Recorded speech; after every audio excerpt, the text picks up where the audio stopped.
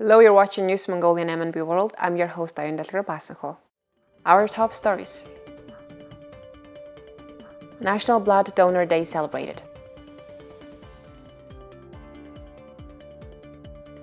18th century religious artifacts feature immaculate woodwork. Apartment prices are likely to rise in 2022. For other news, stay tuned.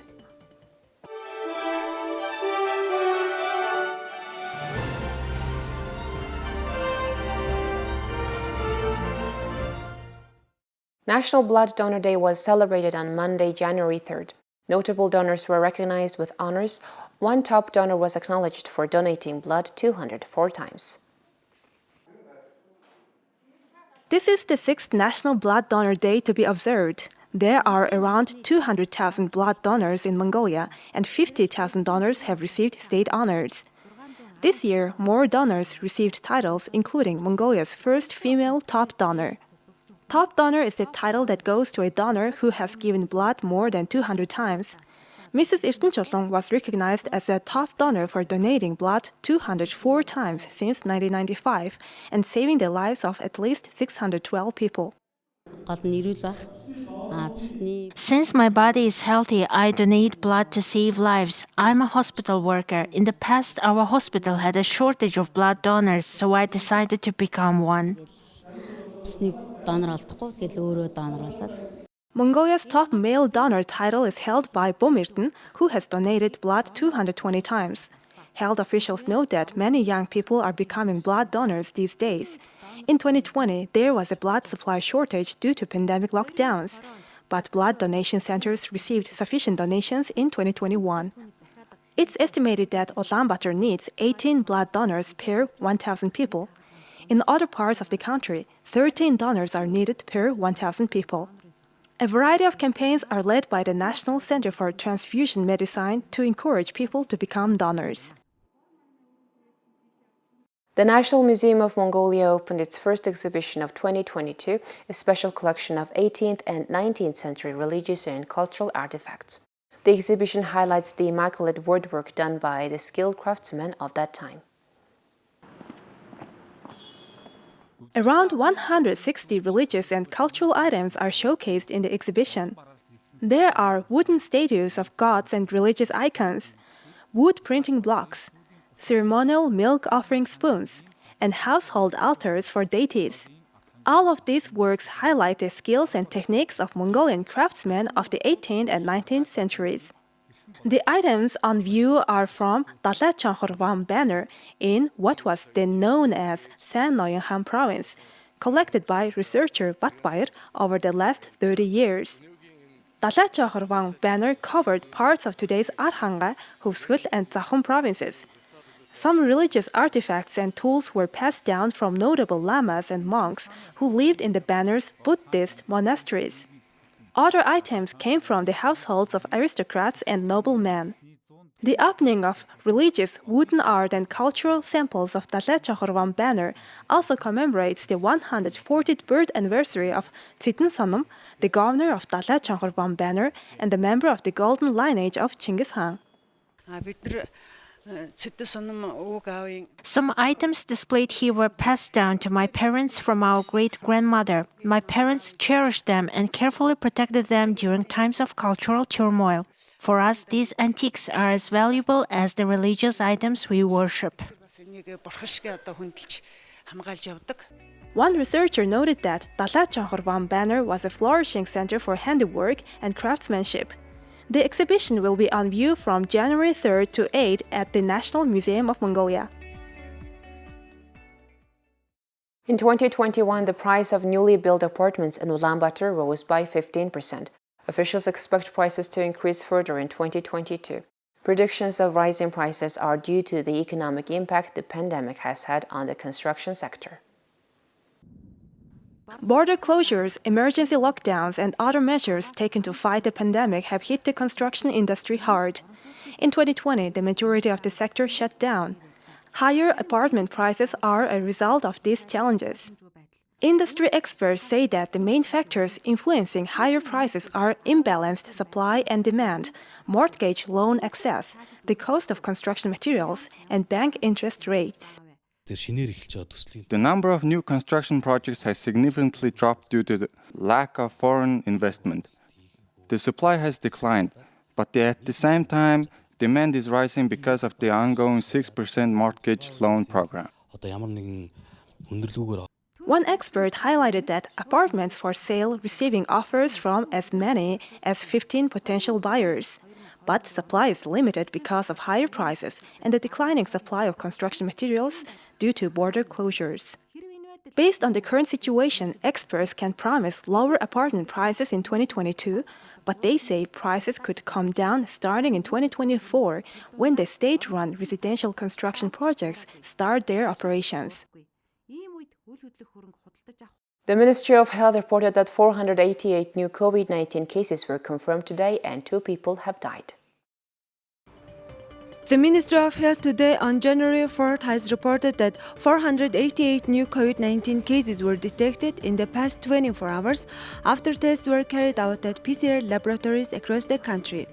Unfortunately, 2 patients with underlying health conditions died of COVID-19 complications.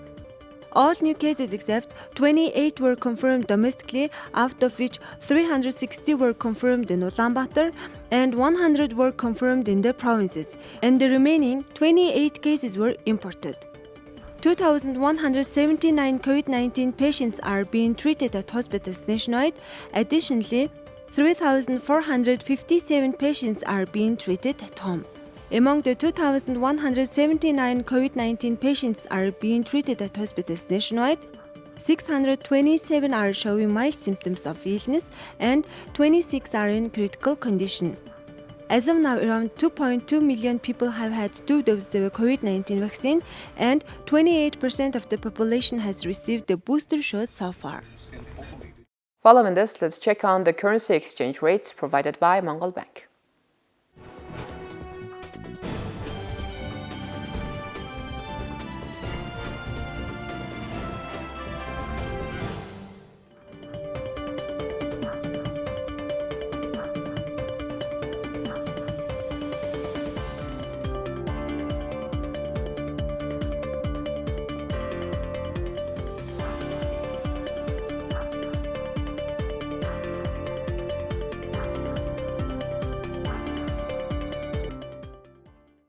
A swimming pool is now open at a public kindergarten in Orkhon province.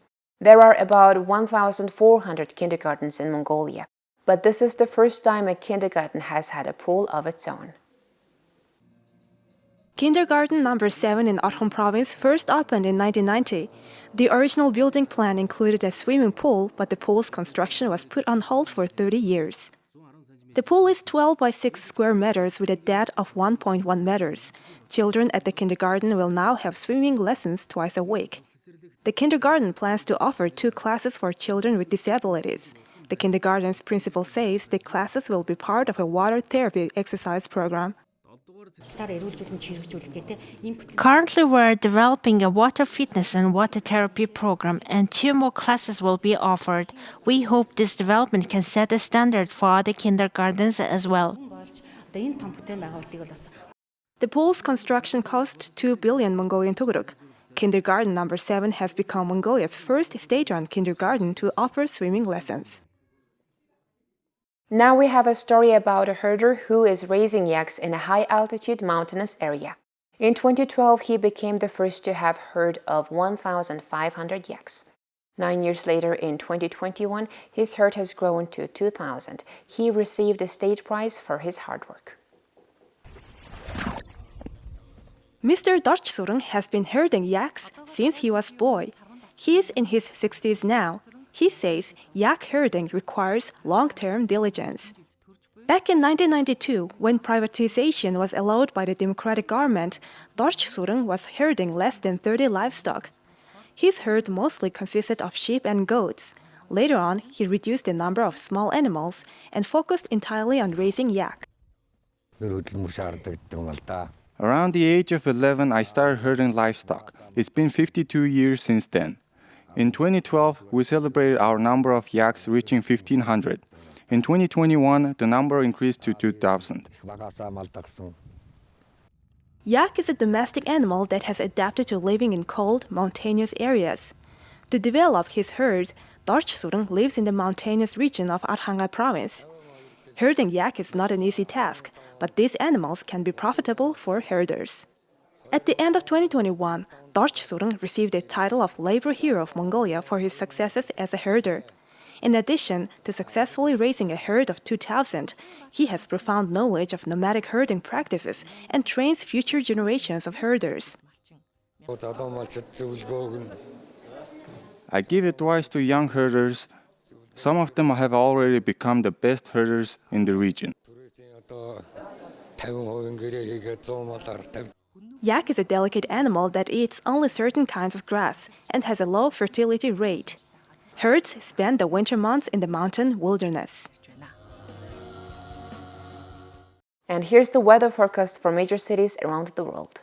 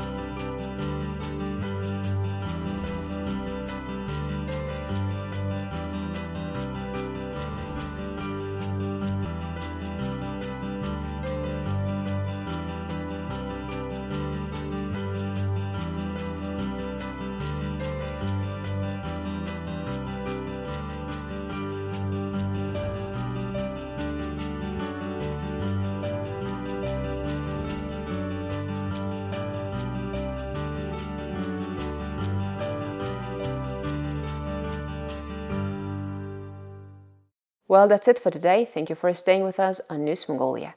See you tomorrow with more stories and updates. Have a great evening. Goodbye.